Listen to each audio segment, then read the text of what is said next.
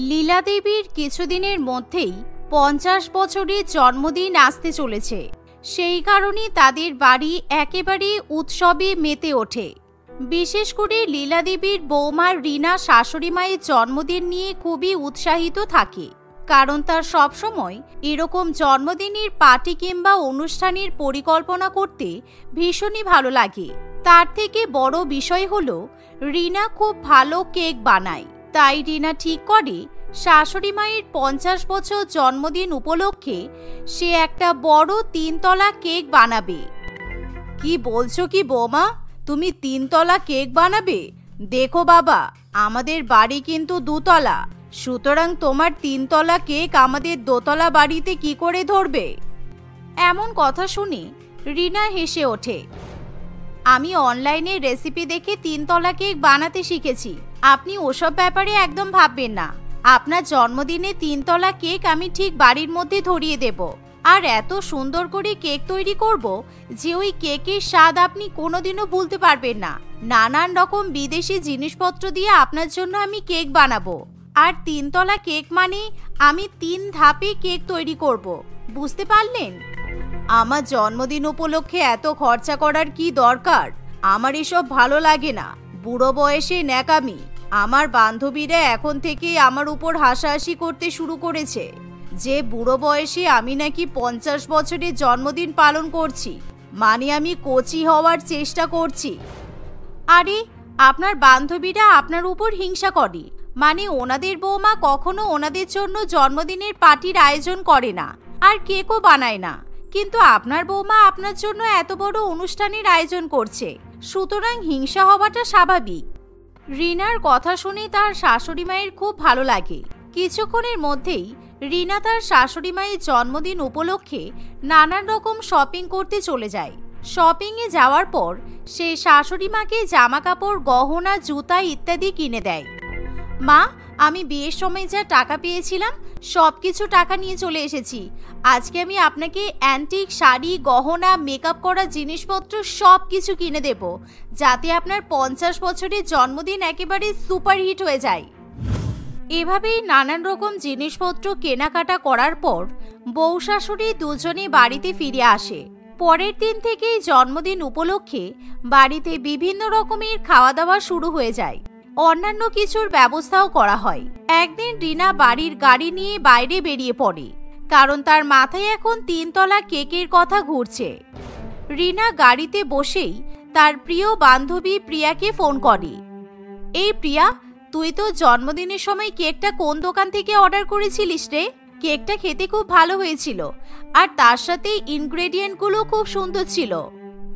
আরে, ওই কেকটা আমি অর্ডার করিনি, বরঞ্চ আমি একটা দোকান থেকে কেক তৈরি করার জিনিসপত্র কিনে নিয়ে এসে বাড়িতেই নিজে হাতে কেক বানিয়েছিলাম। এমন কথা শুনে রিনা খুবই খুশি হয়।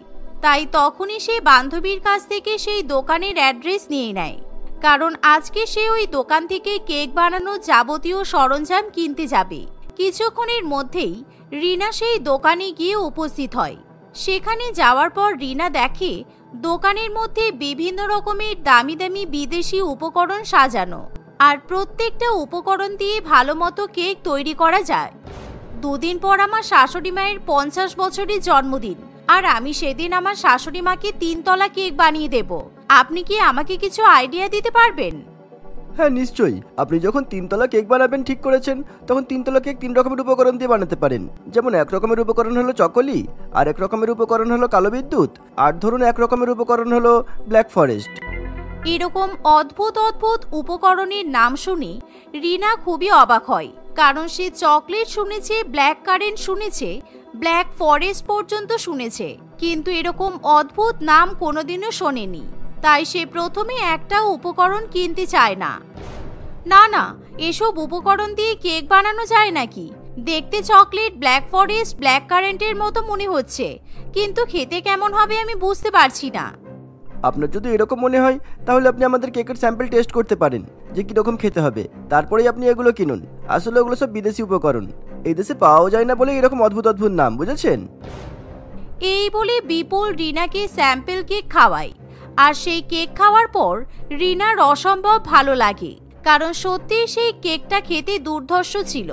এমন সময় রিনা আর কোনো প্রশ্ন না করেই 30,000 টাকা খরচা করে 3 ধরনের উপকরণ কিনে নিয়ে চলে আসে। ব্যাস, এবার আমার শাশুড়ি মায়ের জন্মদিনে 3 তলা কেক একেবারে সুপার ডুপার হিট হয়ে যাবে। আর আমার শাশুড়ি মায়ের সব বান্ধবীরা দেখে জ্বলে পুড়ে মরবে। আমি সবাইকে দেখিয়ে দেব যে আমি সব থেকে বেস্ট বৌমা। আমি আমার শাশুড়ি মাকে অনেক ভালোবাসি। তা না হলে এরকম 3 তলা কেক তৈরি করা মোটেই সম্ভব নয়। এসব কথা ভাবতে ভাবতে রিনা বাড়িতে চলে আসে।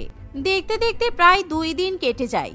এরই মধ্যে লীলা দেবীর 50 বছরের জন্মদিনের অনুষ্ঠান এসে উপস্থিত হয়। সেদিন সারা বাড়ির সকলে মিলে অনেক ভালো ভালো খাওয়া দাওয়া করে, আনন্দ করে। এমনকি রিনা তার শাশুড়ি মাকে পার্লারে নিয়ে গিয়ে খুব সুন্দর করে সাজিয়ে গুজিয়ে নিয়ে আসে। দেখতে দেখতে কিছুক্ষণের মধ্যেই রিনা রান্নাঘরে গিয়ে কেক বানাতেও শুরু করে দেয়। রিনা যখন রান্নাঘরে দাঁড়িয়ে 3 তলা কেক তৈরি করে, তখনই সেখানে তার শাশুড়ি মা আসে। কি ব্যাপার বৌমা, তুমি এতক্ষণ ধরে রান্নাঘরে কেক তৈরি করছো? সন্ধ্যা হয়ে গেল, আর কিছুক্ষণ পরেই আমার সব বান্ধবীরা, আত্মীয় স্বজন সবাই চলে আসবে। তুমি গিয়ে সুন্দর করে তৈরি হয়ে নাও। আমি ঠিক সময় মতো তৈরি হয়ে যাব। আর আজকে আপনার 50 বছরের জন্মদিন, আপনি রান্নাঘরে এসেছেন কেন? আমি আপনাকে পার্লার থেকে মেকআপ করিয়ে নিয়ে এলাম। আপনার মেকআপ তো পুরো নষ্ট হয়ে যাবে। আপনি ঘরে গিয়ে বসুন আর সুন্দর করে শাড়ি পরে তৈরি হয়ে নিন। এই বলে রিনা তার শাশুড়ি মাকে ঘরে পাঠিয়ে দেয়। আর কিছুক্ষণের মধ্যেই সে বিভিন্ন রকমের উপকরণ ব্যবহার করে 3 তলা কেক তৈরি করে। কেকটা দেখতে অসম্ভব সুন্দর হয়। তার থেকে বড় ব্যাপার, সেই কেকের মধ্যে চারিদিকে 50 লেখা থাকে। এভাবে কেক তৈরি করা হয়ে গেলে রিনা নিজের ঘরে গিয়ে খুব সুন্দর করে তৈরি হয়ে নেয়। একে একে তাদের বাড়িতে আত্মীয় স্বজন এবং বন্ধু বান্ধবীরা আসতে শুরু করে। বাবা, বুড়ো বয়সে ঢং, একেবারে বিয়ের মতো করে বাড়িঘর সাজিয়েছে। কি না, লীলার জন্মদিন, ওর বৌমা আবার শুনেছি নাকি শাশুড়ি মায়ের জন্য কি সব সারপ্রাইজ দেবে। ওই সব লোক দেখানো। অবশ্য আমাদের কি, আমরা খেয়ে চলে যাব। দেখতে দেখতে কিছুক্ষণের মধ্যেই সবাই লীলা দেবীকে জন্মদিন উপলক্ষে শুভেচ্ছা জানাতে শুরু করে। আর যেহেতু তার 50 বছরের জন্মদিন, তাই প্রত্যেকেই তার জন্য সুন্দর সুন্দর ছোট ছোট 50 রকমের উপহার নিয়ে আসে। মা, এবার আপনার কেক কাটার সময় হয়ে গেছে। আপনি তৈরি হয়ে নিন, আমি এখনই আপনার বড় সারপ্রাইজ কেক নিয়ে আসছি। রিনার কথা শুনে লীলা দেবী খুবই খুশি হয়। কিন্তু লীলা যখন রান্নাঘরে কেক নিয়ে আসতে যায়, তখন সে দেখে যে হঠাৎ করে 3 তলা কেক ঘামতে শুরু করেছে আর কিছুটা কেক ঘেটে গেছে, যা দেখে রিনা খুবই ভয় পেয়ে যায়। কারণ এটাই আজকে সব থেকে বড় সারপ্রাইজ। আর সেই কেকটাই যদি এরকম ভাবে নষ্ট হয়ে যায়, তাহলে তার কষ্টে শেষ থাকবে না। আমি এত দামি দামি ইনগ্রেডিয়েন্ট দিয়ে কেক বানালাম, আর আমার 3 তলা কেক এরকম ঘামতে শুরু করেছে কেন? সারা বাড়িতে এসি চলছে, কিন্তু তারপরও এরকম হচ্ছে কেন? রিনা কোনো উপায় না পেয়ে কেকের মধ্যে ক্রিম এবং নানান রকম উপকরণ দিয়ে কেকটাকে আগের মতো ঠিক করার চেষ্টা করে। তার সাথে রিনা কেকের উপর একটা মসলিন কাপড় চাপা দিয়ে সবার সামনে নিয়ে আসে। এমন সময় এত বড় পাহাড় সমান কেক দেখে সবাই ভীষণই অবাক হয়, কারণ এর আগে কেউই অত বড় 3 তলা কেক চোখেও দেখেনি। Happy birthday to you, happy birthday to you, happy birthday to you, happy birthday dear শাশুড়ি মা, হ্যাপি বার্থডে টু ইউ। আমি আপনার জন্য স্পেশালি এই 5 তলা কেক বানিয়েছি। এবার আপনি এই কেকটা খুলে দেখুন কেমন হয়েছে। এই শুনে লীলা দেবী সেই কাপড় সরিয়ে দেখে সেই 3 তলা কেক দেখতে অভূতপূর্ব সুন্দর হয়েছে। এত সুন্দর অভিনব কেক দেখে লীলা দেবীর খুশির কোনো ঠিকানা থাকে না। কিন্তু লীলা দেবীর বান্ধবীরা একেবারে হিংসায় জ্বলে ওঠে। বাবারে বাবা, কত নাটক! টাকা থাকলে কি না সম্ভব হয়। যদি পকেটে টাকা থাকে তাহলে ভূতের বাবার শ্রাদ্ধ হয়, না হলে এরকম বুড়ো বয়সে 3 তলা কেক উপহার পাওয়া সত্যিই ভাগ্যের ব্যাপার। আমাদের অত ভালো ভাগ্য নেই। এসব কথা বলিস না, আমার বৌমা অনেক কষ্ট করে এই 3 তলা কেক বানিয়েছে। তুই তোর বৌমাকে বলিস আমার বৌমার কাছ থেকে এরকম কেক বানানোর আইডিয়া নিয়ে নিতে, তাহলে তোর জন্মদিনে তোর বৌমাও এরকম 3 তলা কেক বানাতে পারবে। এমন সময় সবাই মিলে সেই কেকের ফটো তুলতে শুরু করে। বৌমা, তুমি দুর্দান্ত কাজ করেছো। আর তুমি এত সুন্দর কেক বানাচ্ছো বলে আমি আমার বউয়ের জন্য কোনো কেক নিয়ে আসিনি। কিছুদিন পরে কিন্তু আমার 60 বছর পূর্ণ হবে, তাই তখন তুমি আমার জন্য কিন্তু এরকম কেক বানিয়ে দিও। শুধুমাত্র শাশুড়ি মাকে কেক বানিয়ে দেবে আর আমাকে কেক বানিয়ে দেবে না, এটা কিন্তু হতে পারে না। না না বাবা, আমি আপনাকেও বানিয়ে দেব। মা, এবার অনেক হয়েছে, সবাই কেকের ফটো তুলে নিয়েছে, আমরাও কেকের সঙ্গে অনেক ফটো তুলেছি। এবার আপনি আপনার 3 তলা কেকটা কেটে ফেলুন। আর প্রত্যেকটা তলা কিন্তু আস্তে আস্তে কাটবেন, কারণ প্রত্যেকটা তলায় সুন্দর সুন্দর বিদেশি উপকরণ দেওয়া আছে। এই শুনে লীলা দেবী প্রত্যেকটা তলায় এক এক করে কাটতে শুরু করে। কিন্তু এরপর যা ঘটনা ঘটে সেটার জন্য কেউ প্রস্তুত থাকে না, কারণ কেকের ভেতরটা পুরো নরম হয়ে যায়।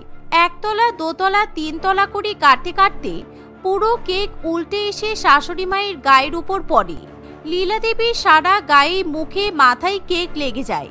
এমন সময় কেকের ভারে সে মাটিতে ধপ করে পড়ে।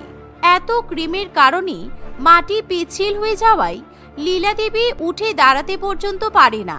এমন দৃশ্য দেখে সবাই ভীষণই হাসাহাসি করে। বৌমা, তুমি কি বানিয়েছো? ইস, কি অবস্থা!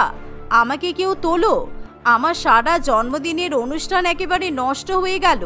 তুমি এমন করে আমার জন্য 3 তলা কেক বানিয়ে নিয়ে এসেছিলে যে আমি ভাবলাম তুমি আমাকে কত ভালোবাসো, কিন্তু তুমি যে আমাকে অপমান করার সিদ্ধান্ত নিয়েছিলে সেটা আমি বুঝতে পারিনি। আমি তো এতদিন কেক বানিয়েছি, কোনোদিনও এরকম হয়নি। আজকে কেন এরকম হলো আমি বুঝতে পারছি না। আমার কত দামি কষ্ট করে তৈরি করা 3 তলা কেক নষ্ট হয়ে গেল। এভাবেই লীলা দেবীর 50 বছরের জন্মদিনের অনুষ্ঠান একেবারে ভেস্তে যায়। তাই তার মন ভীষণ পরিমাণে খারাপ করে, কারণ আত্মীয় স্বজন বন্ধু বান্ধবীরা সবাই তাকে অপমান করে সেখান থেকে চলে যায়। পরের দিন সকালবেলা ঘুম থেকে উঠে রিনা পেপারে দেখে সে যেই দোকান থেকে কেক বানানোর উপকরণ কিনে আনে সেখানে সব নকল উপকরণ বিক্রি করা হয়। সুতরাং ফুড ডিপার্টমেন্টের তরফ থেকে সেই দোকানে তালা লাগানো হয়। আমার কিছু বোকামির জন্য আমি আমার শাশুড়ি মায়ের জন্মদিনের অনুষ্ঠান একেবারে নষ্ট করে ফেললাম। আমার এরকম করা উচিত হয়নি। ওই লোকটা তার মানে আমাকে ভুল স্যাম্পল খাইয়েছিল। আমি যে উপকরণগুলোর নাম চিনি না সেগুলো কিনে নিয়ে এসে আমার কেক বানানো একদমই উচিত হয়নি। এভাবেই রিনা নিজের ভুল বুঝতে পারে। তাই রিনা আবার অন্য দোকান থেকে কেক বানানোর উপকরণ কিনে নিয়ে এসে শাশুড়ি মায়ের জন্য আবার 3 তলা কেক তৈরি করে। এবার আর লীলা দেবী তার বৌমার উপর রাগ করে থাকতে পারে না। লীলা দেবী আবার তার পরিবারের সঙ্গে সেই 3 তলা কেক কেটে জন্মদিন পালন করে। প্রাপ্তবয়স্ক 3 জন ছেলের সঙ্গে 3টি ছোট ছোট মেয়ের বিয়ে হচ্ছে দেখে বিক্রম নিজেকে আটকে রাখতে পারে না। সে মুকেশের সঙ্গে কথা বলতে এগিয়ে আসে। আপনি জানেন আপনি যেটা করছেন সেটা কত বড় অপরাধ? যদি পুলিশ জানতে পারে আপনি আপনার নাবালিকা 3 জন মেয়ের বিয়ে দিচ্ছেন, তাহলে আপনার কত বছরের জেল হবে আপনি জানেন? এই, আপনি কে বলুন তো? শুধু শুধু এখানে এসে জ্ঞান দিচ্ছেন কেন? আপনার পারিবারিক ব্যাপারে কি আমরা রাগ গলাতে চাই? তাহলে আমি আমার মেয়েদেরকে কখন কার সাথে কোথায় বিয়ে দেবো তা নিয়ে আপনার এত মাথা ব্যথা কিসের শুনি? আমি অনেক ছোট, কিন্তু আমি একটা জিনিস আপনাকে বলতে পারি। আমার বাবা আমাদের বিয়ে দিতে জোর করেনি, আমরা নিজেরাই বিয়ে করতে এসেছি। তোমাদের পড়াশোনা করতে ইচ্ছে করে না? এটা একটা বয়স হলো বিয়ে করার। এখন তো পড়াশোনা করার বয়স। তোমরা পড়াশোনা করে অনেক বড় হবে, চাকরি করবে, তারপর যখন তোমাদের মনে হবে যে এখন সংসার সামলাতে পারবে তখন বিয়ে করবে। এখন এসব করো না। এই, আপনি জানতো এখান থেকে মশাই? আমাদেরকে আমাদের কাজ করতে দিন, সরুন এখান থেকে। ভালোই ভালোই না গেলে কিন্তু মেরে দাঁড়াতে বাধ্য হব। এভাবেই মুকেশ এবং তপন বাবু বিক্রমকে ধমকাতে শুরু করে।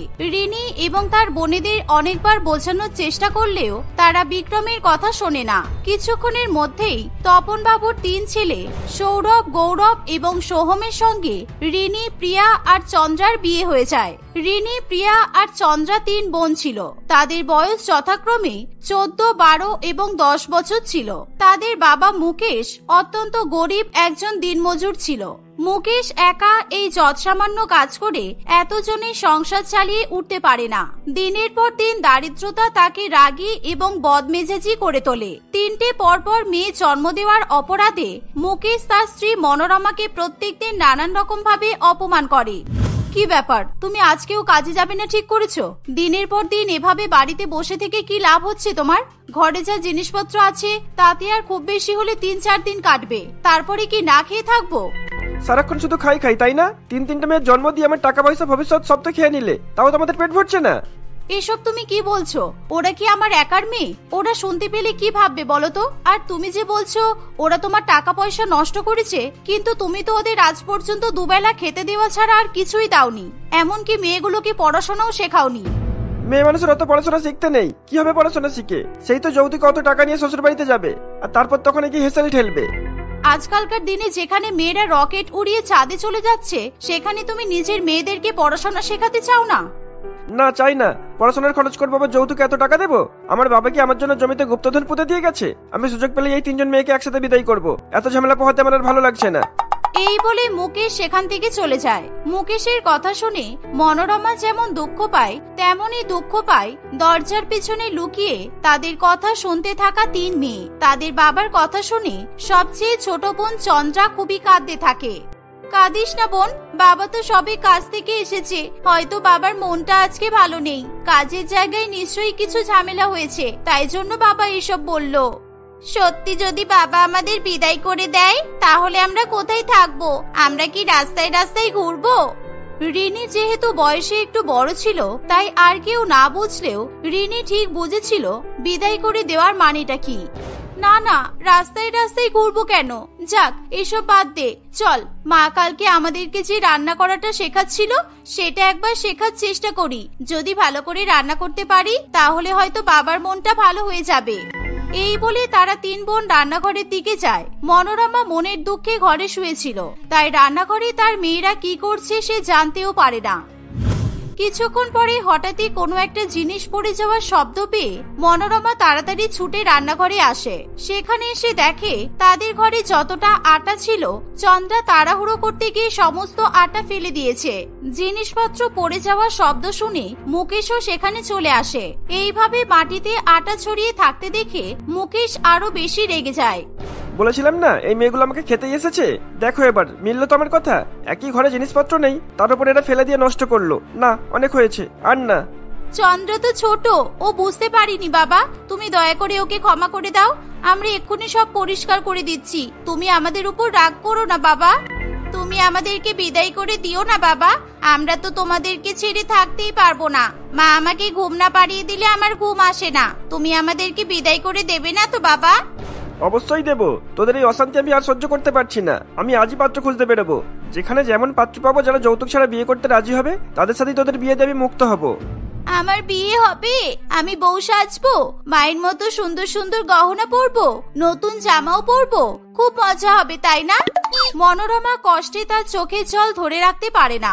সে মনের দুঃখে কাঁদতে কাঁদতে সেখান থেকে চলে যায়। মুকেশও বাড়ি থেকে বেরিয়ে পাত্রের সন্ধান করতে থাকে। প্রথমে অনেকেই এত ছোট বয়সে তার মেয়েদের বিয়ে দিতে বারণ করে, কিন্তু মুকেশ কারোর কোনো কথা তোয়াক্কা করে না। পাত্রের সন্ধান করতে করতে মুকেশ পাশের গ্রামে আসে। সেখানে এসে তপন বাবু নামের একজনের সঙ্গে তার আলাপ হয়। তপন বাবুর 3 ছেলে ছিল, তাদের বয়স যথাক্রমে 27, 24 এবং 20। তপন বাবু মুকেশের মেয়েদের সঙ্গে তার ছেলেদের বিয়ে দিতে রাজি হলে মুকেশ একটু দোনমনো করে। আমার ছেলের সাথে তোমার মেয়েদের বিয়ে দিলে তোমরা মেয়েরা রাজপ্রাসাদে এসে থাকবে, আর তার থেকে বড় কথা বিয়েতে আমি কোনো যৌতুক নেব না। যৌতুক ছাড়া 3 মেয়ের বিয়ে দিতে পারবে, এত ভালো সুযোগ হাতছাড়া করা কি ঠিক হবে? আপনার ছেলের তো বয়স অনেক বড়, আমার ছোট মেয়ে তো সবে 10 বছরের। আমি জানি না ওদের মা মানবে কিনা। স্বামী স্ত্রীদের মধ্যে 10-12 বছরের পার্থক্য থাকাটা ভালো, বুঝেছো? তবেই তো স্ত্রীরা স্বামীদের ভয় পেয়ে তাদের বাধ্য হয়ে থাকবে। আপনি চিন্তা করবেন না, আমার ছেলেটা যথেষ্ট ভালো, আপনার মেয়েরা সুখেই থাকবে। একেই তো যৌতুক দিতে হবে না, তার উপরে তপন বাবু জানিয়েছে যে বিয়েতে তারাই সমস্ত খরচা করবে, মুকেশকে কোনো রকম খরচা করতে হবে না। এত লোভনীয় একটা সুযোগ পেয়ে মুকেশ কয়েকদিনের মধ্যেই তপন বাবু ছেলেদের সঙ্গে তার মেয়েদের বিয়ে দিয়ে দেওয়ার ব্যবস্থা শুরু করে। তুমি সত্যি আমাদের বিদায় করে দিচ্ছ বাবা? আমরা সত্যি আর এখানে থাকবো না? আমরা তোমাকে খুব কষ্ট দিয়েছি তাই না বাবা? এসব কথা বলে কি লাভ? তার থেকে এটা জেনে রাখ যে আমি তোদের ভালোর জন্যই এমন করছি। তোদের শ্বশুর বাড়ি অনেক বড় লোক, ওখানে তোরা অনেক সুখে থাকবি। আর তপন বাবুর সাথে আমিও কথা বলেছি, ওরা বলেছে তোদের পড়াশোনা শেখাবে। সত্যি বাবা? আমরা স্কুলে যাব? পিঠে ব্যাগ, গলায় জলের বোতল ঝুলিয়ে? দেখলি চন্দ্রা, বাবা আমাদেরকে কত ভালোবাসে। বাবা আমাদের স্কুলে পাঠাবে বলে বলছিল যে আমাদেরকে বিদায় করে দেবে। আমার যে কি মজা হচ্ছে। মুকেশের কথা শুনে তিন বোনই খুবই আনন্দ পায়। স্কুলে পড়াশোনা করতে পারার আনন্দ তাদের বাবা মাকে ছেড়ে যাওয়ার দুঃখকে ছাপিয়ে যায়। তারা নিজেদের মতো ব্যস্ত হয়ে পড়ে। মেয়েগুলোকে এভাবে মিথ্যা কথা বলতে তোমার একটু আটকাচ্ছে না, তাই না? সত্যিই তুমি ওদের বিয়ে দেবে, নাকি টাকার বিনিময়ে নিজের মেয়েগুলোকে বিক্রি করে দেওয়ার ফন্দি করেছো? তুমি কি যাতা বলছো মনোরমা? আমাদের মেয়েদের আমি বিক্রি করে দেবো? আমি কি এতই খারাপ বাবা? তুমি এর থেকেও খারাপ মুকেশ। ছোট্ট ছোট্ট হাত দিয়ে তোমার জন্য রুটি করতে গিয়ে চন্দ্র সেদিন আটাটা ফেলে দিয়েছিল। সামান্য একটু আটা নষ্ট করার জন্য যেই বাবা তার মেয়েদেরকে অচেনা অজানা বয়সে বড় কারোর সাথে বিয়ে দিতে রাজি হয়ে যায়, সেই বাবাকে তুমি ভালো বলো? মুকেশ মনোরমার কথাই কোনো পাত্তা দেয় না। তার মাথায় শুধু একটাই চিন্তা ছিল, কিভাবে তার এই তিন মেয়ের দায়িত্ব থেকে সে মুক্ত হতে পারবে। এরই মধ্যে তপন বাবু মুকেশকে জানায় যে মুকেশ যেন তার মেয়েদের বিয়ের কথা কাউকে কিছু না বলে। কিন্তু মুকেশ জানায় সে তার তিন মেয়ের বিয়েতে কয়েকজন প্রতিবেশীকে নিমন্ত্রণ করতে চায়। তাহলে আপনি অন্য কারোর সাথে আপনার মেয়ের বিয়ে দিয়ে দিন। আমার ছেলেদের সাথে আমি আপনার মেয়েদের বিয়ে দিতে দেবো না। আমার ছেলেরা ওদের থেকে বয়সে বড়। কেউ যদি দেখে এত বড় ছেলেদের সাথে এই ছোট ছোট মেয়েদের বিয়ে হচ্ছে, তাহলে আপনাদের কারোর তো কিচ্ছু হবে না, কিন্তু আমার ছেলেরা জেলে যেতে পারে। আর হ্যাঁ, এই কারণেই কিন্তু আপনারা কোনো রকম ছবিও তুলতে পারবেন না। তপন বাবুর কথা শুনে মুকেশের যুক্তিযুক্ত বলে মনে হয়। সে তার মেয়েদের বিয়ের কথা কাউকে জানায় না। মনোরমাকেও বারণ করে দেয় কাউকে যেন না জানানো হয়। আর রিনি, প্রিয়া এবং চন্দ্রাকে বলে তারা যদি বিয়ের কথা কাউকে জানায় তাহলে বিয়ের পর তাদের আর স্কুলে পড়া হবে না। তাই তারাও ভয় পেয়ে চুপ করে থাকে।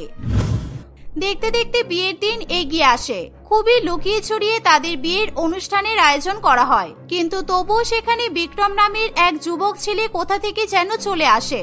সে মুকেশ বাবুর তিন বাচ্চা মেয়ের বিয়ে আটকানোর চেষ্টা করলেও তারা কেউই বিক্রমের কোনো কথা শোনে না। অতঃপর রিনি, প্রিয়া এবং চন্দ্রার সঙ্গে সৌরভ, গৌরব আর সোহমের বিয়ে হয়ে যায়। তপন বাবু এবং তার ছেলেরা তাদের স্ত্রীদের গাড়িতে তুলে কিছু দূর এগোতেই বেশ কিছু লোক এসে তাদের পথ আটকায়। কি ব্যাপার? এসব কি অসভ্যতামি? আপনারা পথ আটকাচ্ছেন কেন? সরে যান, আমাদের যেতে দিন, আমাদের দেরি হয়ে যাচ্ছে। আমরা তো কোথাও যাবো না, আগে পুলিশ আসবে তারপর যাবো। আপনারা যে ঘুঘু হয়ে বারবার ধান খেয়ে যাবেন আর কেউ কোনোদিনও আপনাদের ফাঁদে ফেলবে না, এটা কি হতে পারে? মানে কি বলতে চাইছো কি তুমি? দাঁড়াও এক মিনিট। তুমি সেই ছেলেটাই না যে মণ্ডপে গিয়ে বিয়ে আটকানোর চেষ্টা করছিলে? তোমার সমস্যাটা কথাই বলো তো। এদের মধ্যে কোনো মেয়ের সাথে কি তোমার সম্পর্ক আছে? আর 5টা মিনিট অপেক্ষা করুন, পুলিশ আসুক, আর কার সাথে কার সম্পর্ক আছে আপনি সব জানতে পারবেন। অনেক হয়েছে আপনাদের চালাকি, আর না। বিক্রমের কথা শুনে তপন বাবু এবং তার ছেলেরা প্রচন্ড ভয় পেয়ে যায়। গাড়িতে বসে থাকা রিনি, প্রিয়া এবং চন্দ্রাও ভয়ে কাঁপতে থাকে। এতজন অচেনা লোক হাতে লাঠি সোটা নিয়ে তাদের গাড়ি ঘিরে দাঁড়িয়ে আছে। কিছুক্ষণ পর সেখানে পুলিশ আসে। পুলিশ তাদের সবাইকে জেলে ধরে নিয়ে যায়। মুকেশ এবং মনোরমাকেও থানায় ডাকা হয়। তারা কিছুক্ষণের মধ্যে থানায় চলে আসে। কি হয়েছে স্যার? আপনারা আমাদের মেয়ে জামাইদের থানায় নিয়ে এসেছেন কেন? পুলিশ ইন্সপেক্টর জানায় যে তাদের এই প্রশ্নের উত্তর বিক্রম দেবে, আর বিক্রমই এক এক করে সব কথা বলতে শুরু করে। কিন্তু আপনি এসব কিভাবে জানলেন? আপনি কে? এরা কেউ ছেলে বা বাবা নয়, এরা প্রত্যেকেই এক একটা সমাজবিরোধী দলের মেম্বার। এদের কাজই হলো এটা। এরা শুধু গরিব বাবা মায়েদের মেয়েদের টার্গেট করে, পরে সেই সব মেয়েদের নিজের বাড়ির বউ করে আনবে বলে নিয়ে গাড়িতে ওঠে। কিন্তু সেই গাড়ির মেয়েগুলো শ্বশুর বাড়ি অব্দি পৌঁছায় না। ওই গাড়িগুলো একেবারে গিয়ে থামে অন্য দেশের বর্ডারে। তারপর ওই মেয়েগুলোকে সেখান থেকে পাচার করে দেওয়া হয়। এই জন্য এরা বিয়েতে কাউকে বলতেও বারণ করে, আর ছবি তুলতেও দেয় না। আপনাদের সাথেও নিশ্চয়ই তাই হয়েছে, তাই না? তারা সবাই বিক্রমের কাছে হাত জোড় করে তাকে ধন্যবাদ জানায়। তারপর থেকে বিক্রম নিজে রিনি, প্রিয়া এবং চন্দ্রার পড়াশোনার দায়িত্ব গ্রহণ করে। মুকেশও নিজের ভুল বুঝতে পারে, তাই এখন সে তার মেয়েদের বড্ড আগলে রাখার চেষ্টা করে।